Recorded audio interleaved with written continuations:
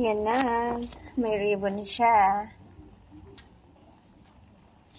This is dragon fruit. Ito yung mga tumubo. New babies. 1, 2, 3.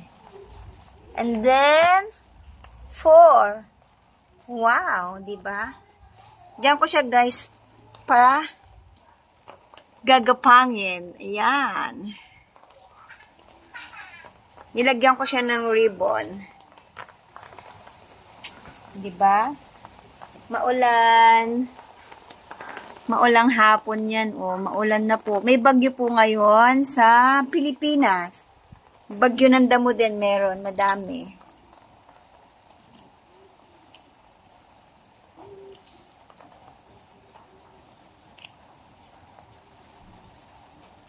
Para maganda, di ba? Siya, bye-bye na. Nilagyan ko na kayo ng ribbon ang aking dragon fruit. Masarap yan. Babush!